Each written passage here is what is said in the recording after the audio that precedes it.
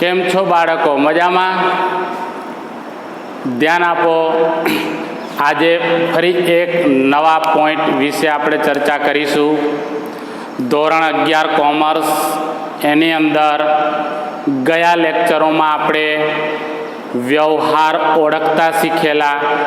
કોને રોકડ વ્યવહાર કહેવાય, કોને ઉધાર વ્યવહાર કહેવાય, કોને વિશિષ્ટ એટલે અન્ય વ્યવહાર કહેવાય. એ ત્રણ લેક્ચરો આપણે અગાઉના દિવસોમાં, આગળના લેક્ચરોમાં ભણી ગયા છીએ. ધ્યાન આપો. આજે સૌથી અગત્યનો મુદ્દો, આજે આપણે ભણીશું બેવડી અસર. બેવડી અસર. કોઈ પણ આર્થિક વ્યવહાર, ધ્યાન આપો બાળકો, કોઈ પણ આર્થિક વ્યવહાર થાય તો આર્થિક વ્યવહારની બે કે તેથી વધુ અસર થાય. આર્થિક વ્યવહારની બે કે તેથી વધુ અસર થાય એને બેવડી અસર તરીકે ઓળખાય. બેવડી અસર એટલે શું? તો આર્થિક વ્યવહારની બે કે તેથી વધુ અસરને બેવડી અસર વડે દર્શાવાય અથવા એને બેવડી અસર કહેવાય. ચલો, બેવડી અસર. આજે આપણે રોકડ વ્યવહારની બેવડી અસર ભણીશું. કયા વ્યવહારની? રોકડ વ્યવહારની. દાખલા તરીકે મારે પેન લેવી છે તો હું સ્ટેશનરીની દુકાનમાં જઈને 20 રૂપિયાની નોટ આપું એટલે મારી પાસેથી રોકડ જશે. જ્યારે દુકાનનો માલિક મને પેન આપશે તો એ મને પેન આપશે, હું એને રોકડા આપીશ. તો એક રોકડ ખાતે અસર થઈ, બીજી એ મને પેન આપશે. પેન એટલે માલ કહેવાય. તો રોકડ અને માલ એને બેવડી અસર કહેવાય. ધ્યાન આપજો, બધાને ખબર પડી જશે.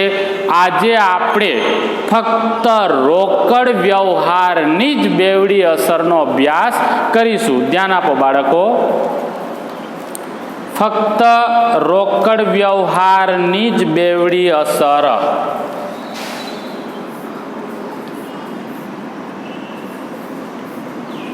રોકડ વ્યવહારની બેવડી અસર. બીજા વ્યવહારોની પછી ભણીશું. ફક્ત ને ફક્ત કયા વ્યવહારની? રોકડ વ્યવહારની બેવડી અસર.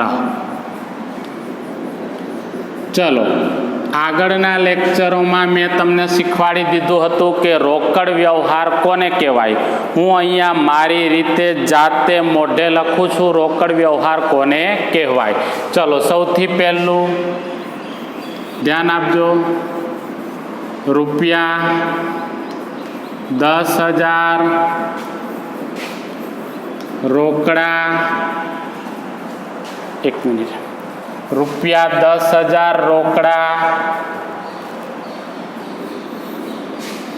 રૂપિયા 10,000 રોકડા લાવી ધંધો શરૂ કર્યો. આ પહેલો રોકડ વ્યવહાર મેં લખ્યો. બીજો રોકડ વ્યવહાર લખું છું.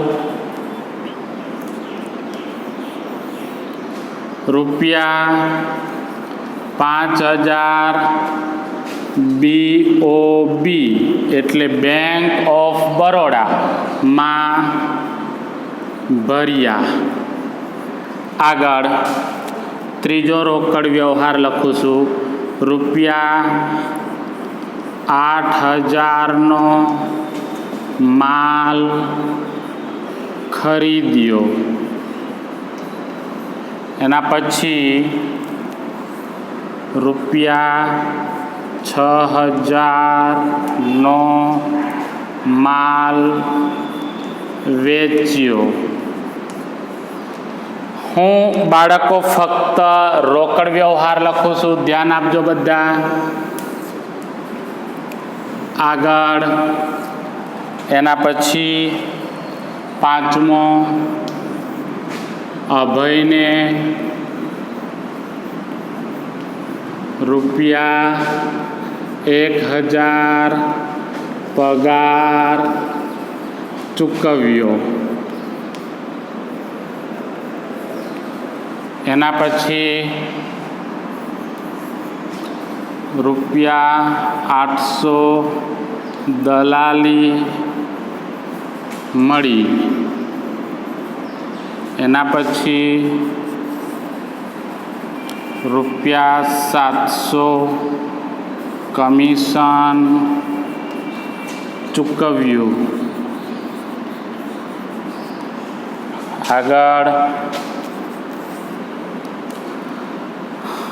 ₹2000 વિપુલને આપ્યા. એના પછી ₹1200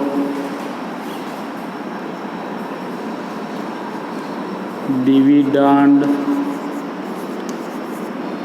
મળ્યું.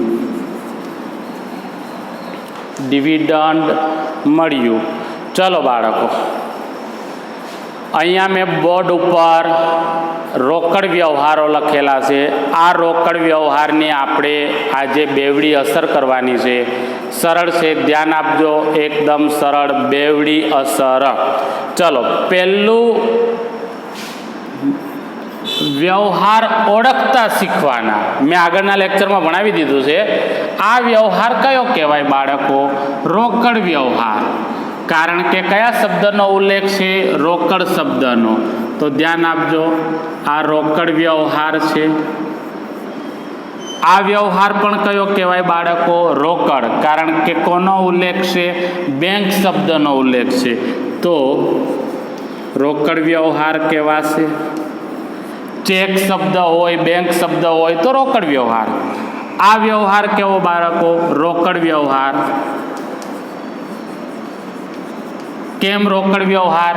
કારણ કે કોઈ વ્યક્તિ કે દુકાનના નામનો ઉલ્લેખ નથી. કોઈ વ્યક્તિ કે દુકાનના નામનો ઉલ્લેખ ન હોય તો રોકડ વ્યવહાર. આ વ્યવહાર કેવો છે બાળકો? રોકડ વ્યવહાર. કેમ રોકડ વ્યવહાર? કોઈ વ્યક્તિ કે દુકાનના નામનો ઉલ્લેખ નથી.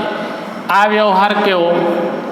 ચૂકવ્યો શબ્દ છે એટલે કેવો વ્યવહાર થાય બાળકો? રોકડ વ્યવહાર. આગળના લેક્ચરોમાં ભણાવેલું હતું. ચૂકવ્યો એટલે ખર્ચનો વ્યવહાર કહેવાય, એ રોકડ વ્યવહાર કહેવાય. આ વ્યવહાર કયો છે બાળકો? રોકડ વ્યવહાર. કેમ રોકડ વ્યવહાર? મળી શબ્દ છે, મળ્યું, મળી, આ રોકડ વ્યવહાર. ઉપજનો વ્યવહાર છે. 700 કમિશન ચૂકવ્યું, કયો વ્યવહાર કહેવાય બાળકો? રોકડ વ્યવહાર. અથવા તો ચૂકવ્યું શબ્દ છે એટલે રોકડ વ્યવહાર. આગળ 2000 વિપુલને આપ્યા. 2000 વિપુલને આપ્યા. શું વિપુલને આપ્યું? ₹2000 વિપુલને આપ્યા એટલે કયો વ્યવહાર કહેવાય બાળકો? રોકડ વ્યવહાર. કારણ કે તમે રોકડા રૂપિયા આપો છો વિપુલને. ચલો, 1200 ડિવિડન્ડ મળ્યું શબ્દ છે, કયો વ્યવહાર કહેવાય? રોકડ વ્યવહાર.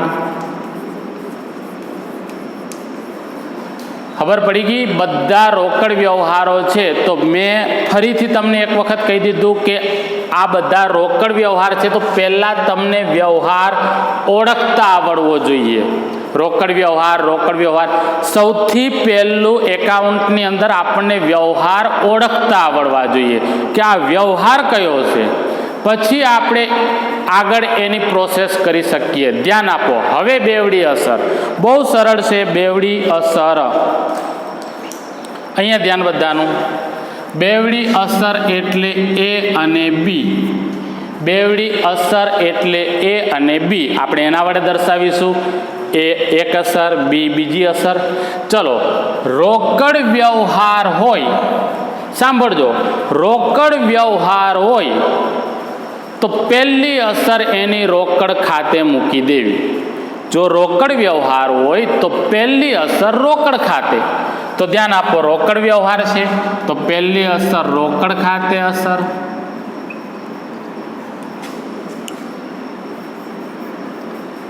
રોકડ વ્યવહાર હોય તો પહેલી અસર રોકડ ખાતે. હવે બીજી અસર આપવા માટે તમારે વ્યવહારને વાંચવો પડે. બીજી અસર આપવા માટે વ્યવહારને વાંચવો પડે. આ રીતે 10,000 રોકડા લાવી ધંધો શરૂ કર્યો. બોલો કેટલા રૂપિયા રોકડા ધંધામાં લાવે છે? 10,000. ધંધાનો માલિક 10,000 રૂપિયા પોતાના ધંધામાં લાવે છે અને ધંધો શરૂ કરે છે. ધંધાનો માલિક ધંધામાં રૂપિયા રોકડા લાવ્યો તો પહેલી અસર આપણે રોકડ ખાતે લખી દીધી. હવે પારિભાષિક શબ્દો યાદ કરો. ધંધાનો માલિક ધંધામાં રોકડા રૂપિયા લાવે તો એને શું કહેવાય બાળકો? મૂડી. ધંધાનો માલિક પોતાના ધંધામાં રોકડા રૂપિયા લાવે તો એને શું કહેવાય? મૂડી. તો બીજી અસર મૂડી ખાતે આપીશું. ધ્યાન આપજો. કારણ કે ધંધાનો માલિક રોકડા લાવી ધંધો શરૂ કરે છે. આગળ ફરીથી રોકડ વ્યવહાર બીજો વ્યવહાર છે. રોકડ વ્યવહાર હોય તો પહેલી અસર ફિક્સ રોકડ ખાતે. ચલો બીજી અસર આપીએ તો 5,000 બેંક ઓફ બરોડામાં ભર્યા. ના ખબર પડે? જો વિદ્યાર્થીઓ બેવડી અસર એટલે આના ઉપરથી હું એકદમ સમજાવું તમને. 5,000 બેંક ઓફ બરોડામાં ભર્યા. હું બેંક ઓફ બરોડામાં 5,000 રૂપિયા ભરું છું તો બોલો મારી પાસે રોકડા રૂપિયા આવશે કે જશે? જશે. કારણ કે હું બેંક ઓફ બરોડામાં 5,000 ભરું છું તો મારી પાસેથી 5,000 રૂપિયા બેંક ઓફ બરોડામાં જશે એટલે રોકડ જાય છે. એટલે પહેલી અસર રોકડ ખાતે કરી દીધી. બીજી મારા તરફી મારી અસર પૂરી થઈ ગઈ. બીજી બોલો લેનાર કોણ છે રૂપિયા? અહીંયા રૂપિયા લેશે કોણ? તો બેંક ઓફ બરોડા. તો બીજી અસર કોના ખાતે આવશે બાળકો? બેંક ઓફ બરોડા ખાતે. BOB ખાતે અસર. કોઈ પણ વ્યવહારમાં બે કે તેથી વધુ અસર એને બેવડી અસર કહેવાય. ધ્યાન આપો. અહીંયા 8,000નો માલ ખરીદ્યો. પહેલાં તો વ્યવહાર ઓળખતા શીખો. રોકડ વ્યવહાર ગુડ આવડી ગયો તો એની બે અસર. બોલો પહેલી અસર કોના ખાતે થશે? ફિક્સ રોકડ ખાતે અસર.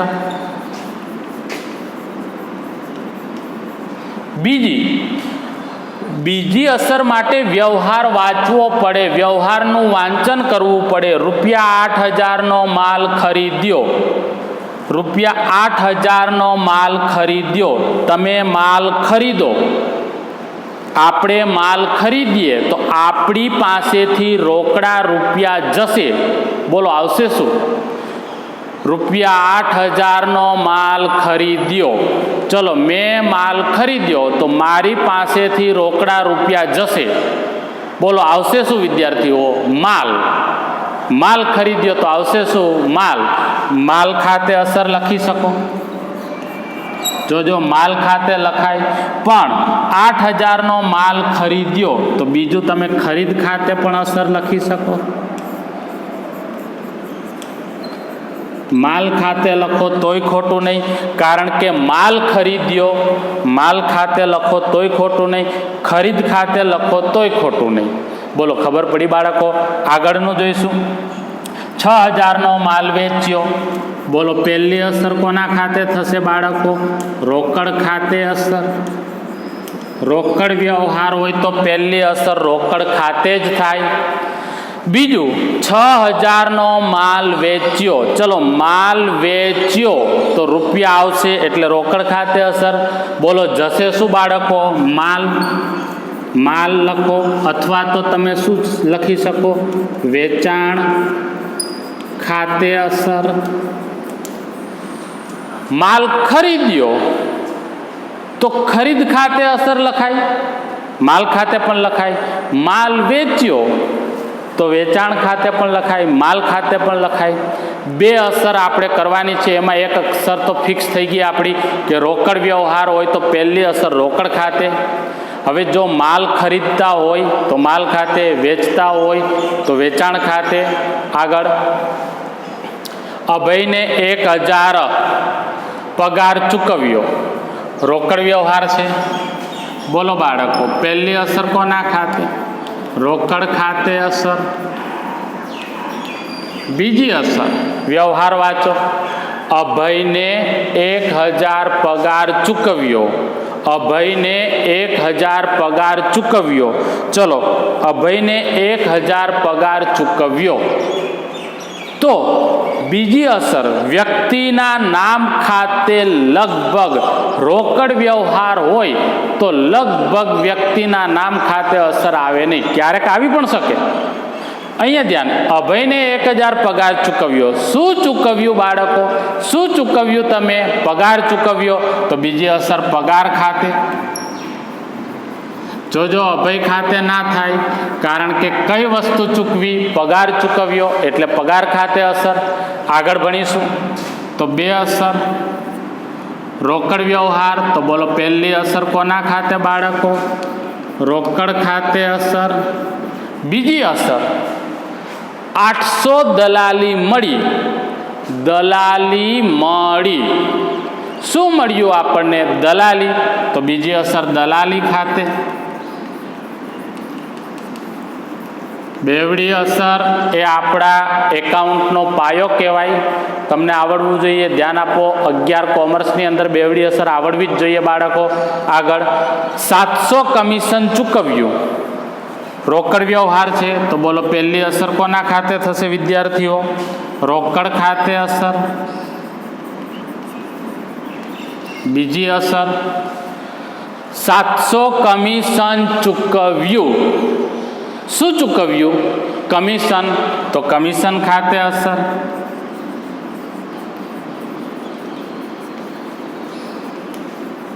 ખબર પડે છે? આગળ ભણીશું આપણે. તો રૂપિયા 2000 વિપુલને આપ્યા. રૂપિયા 2000 વિપુલને આપ્યા. રોકડ વ્યવહાર છે બાળકો. તો પહેલી અસર કોના ખાતે? રોકડ ખાતે અસર. બીજી અસર 2000 વિપુલને આપ્યા.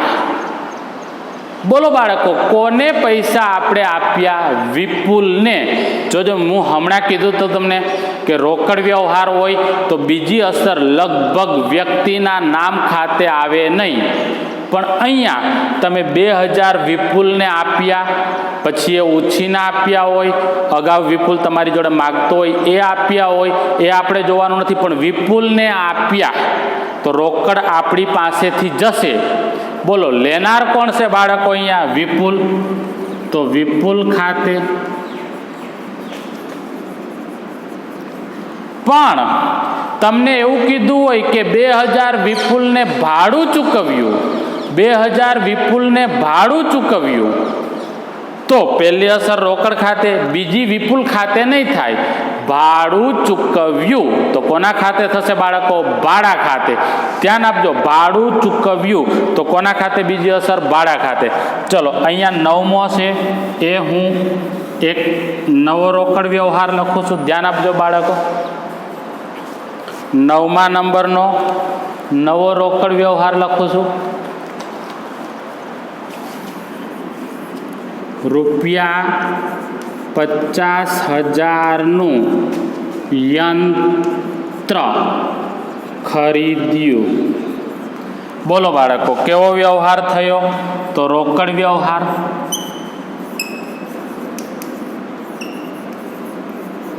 કેમ રોકડ વ્યવહાર? કારણ કે કોઈ વ્યક્તિ કે દુકાનના નામનો ઉલ્લેખ નથી. ચલો, રોકડ વ્યવહાર થયો. આની બે અસર આપીશું. તો બોલો બાળકો, પહેલી અસર કોના ખાતે? રોકડ ખાતે અસર. હવે બીજી, રૂપિયા 50,000નું યંત્ર ખરીદ્યું. અહીંયા ધ્યાન, રૂપિયા 8,000નો માલ ખરીદ્યો. તો બીજી અસર તમે માલ ખાતે લખો તોય ચાલતી હતી, ખરીદ ખાતે લખો તોય ચાલતી હતી. અહીંયા બીજી અસર તમે યંત્ર ખાતે અસર લખી શકો. 50,000નું યંત્ર ખરીદ્યું, યંત્ર ખાતે અસર. હવે તમે કાઉન્સમાં જો ખરીદ ખાતે લખશો તો વિદ્યાર્થીઓ ખોટું. કેમ?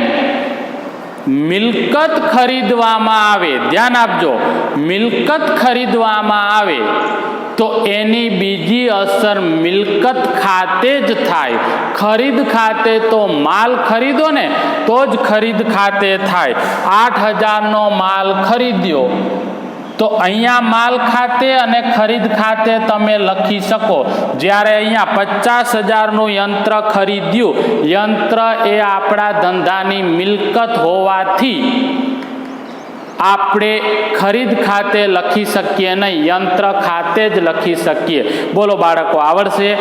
આ મેં રોકડ વ્યવહારની બેવડી અસર કરેલી છે. આપણે આવતા લેક્ચરમાં ઉધાર વ્યવહારની બેવડી અસર કરીશું. બીજું ધ્યાન આપો, ધોરણ 11 કોમર્સની અંદર એક પછી એક વિડીયો આપણે અપલોડ કરતા જઈએ છીએ. કોર્સ મુજબ દરેક વિડીયો હું યુટ્યુબ ઉપર મૂકું છું. જો તમને ગમે તો એને લાઈક કરજો, સબસ્ક્રાઈબ કરજો. સબસ્ક્રાઈબ કરવાનું ભૂલતા નહીં, કારણ કે આવતા વિડીયો લેક્ચર તમે સબસ્ક્રાઈબ કરેલું હોય તો તમને સૌથી પહેલાં મળી શકે. મળીશું આવતા લેક્ચરમાં બાળકો. જય હિન્દ, જય ભારત.